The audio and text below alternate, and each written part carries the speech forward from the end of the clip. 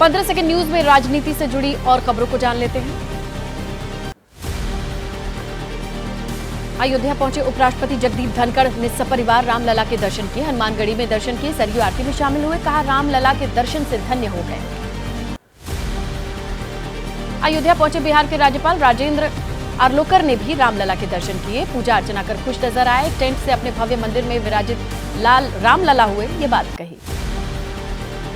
राम मंदिर पर महाराष्ट्र कांग्रेस अध्यक्ष नाना पटोले के बयान पर उप मुख्यमंत्री देवेंद्र फडणवीस का कांग्रेस पर हमला। बोले, ये वो लोग हैं जिन्हें भगवान राम के अस्तित्व पर सवाल उठाते देखा गया था। देवेंद्र फडणवीस ने कहा कि कांग्रेस ने जानबूझकर राम मंदिर का मुद्दा लटकाया और जब राम मंदिर बन गया तो प्राण प्रतिष्ठा का निमंत्रण ठुकराया। कांग्रेस कल भी राम विरोधी थी, आज भी। पूर्व कांग्रेस नेता आचार्य प्रमोद कृष्णम ने कांग्रेस को लिया आड़े हाथों। कहा, इन्हें राष्ट्रपति मुर्मू के राम मंदिर जाने से परेशानी है। कहा, इनका राम नाम सत्य पक्का है। यूपी के कानपुर में इंडिया गठबंधन की जनसभा में राहुल गांधी ने कहा, इस बार यूपी में इंडिया गठबंधन के खाते 50 सीटें आ रही हैं। अडानी अंबानी का नाम लेकर पीएम मोदी ने पहले ही हार मान ली है। कानपुर जनसभा में अखिलेश यादव ने कहा, यह चुनाव का चौथा चरण बीजेपी का बैंक बैलेंस खराब कर देगा। सरकार बनाने पर अग्निवीर योजना बंद कर देंगे। बोले, कानपुर को बनाएंगे कामपुर। कानपुर में चुनावी रैली को संबोधित करते हुए बीएसपी अध्यक्ष मायावती ने कहा, गलत नीतियों के चलते केंद्र और कई प्रदेशों से बाहर हुई थी कांग्रेस, अब बीजेपी भी कांग्रेस की राह पर चल रही है। श्रीनगर के गांदरबल में पीडीपी अध्यक्ष महबूबा मुफ्ती ने प्रचार किया। कई इलाकों में रैलियां की, रोड शो कर प्रत्याशी के लिए वोट अपील की। 13 मई को चौथे चरण के लिए गांदरबल में मतदान।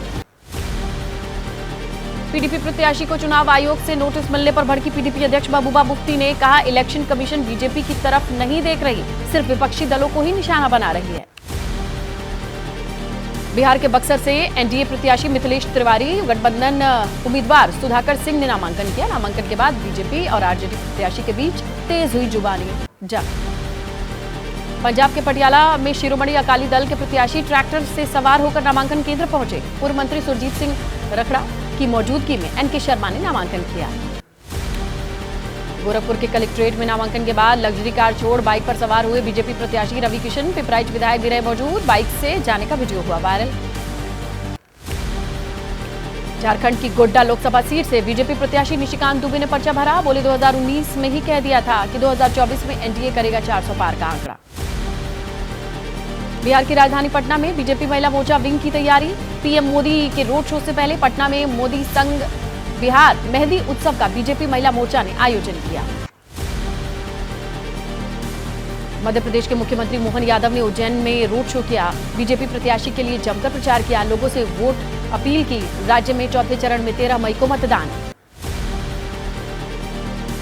हरियाणा में कांग्रेस विधायकों ने की राष्ट्रपति शासन लगाने की मांग। राज्यपाल के सचिव को ये ज्ञापन सौंपा। कहा, अल्पमत ने सरकार, विधायकों की खरीद फरोख्त रोकने के लिए राष्ट्रपति शासन जरूरी।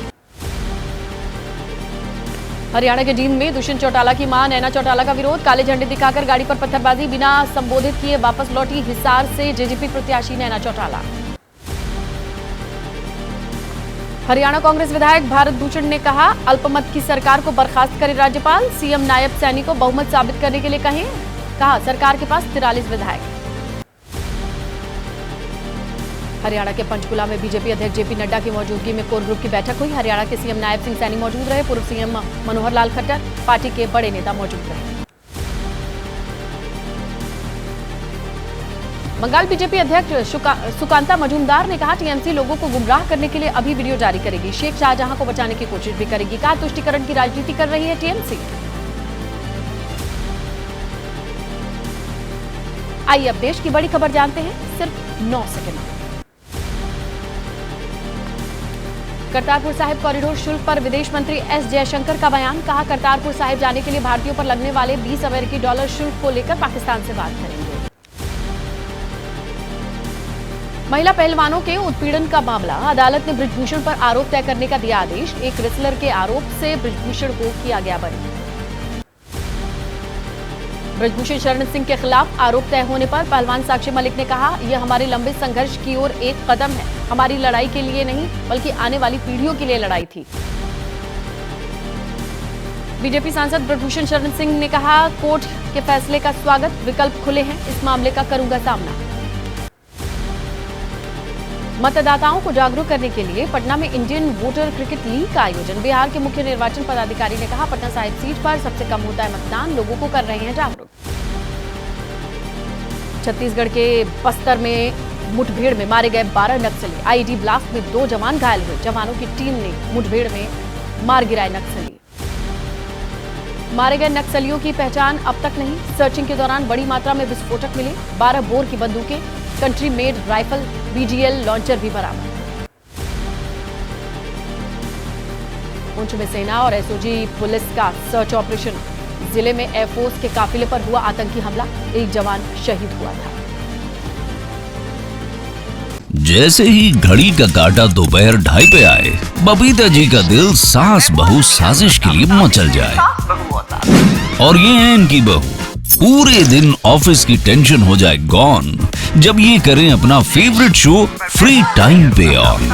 इनकी तरह आप भी देखें अपना फेवरेट शो अपने टाइम पर और डाउनलोड कीजिए एबीपी लाइव ऐप अपने स्मार्ट टीवी पर।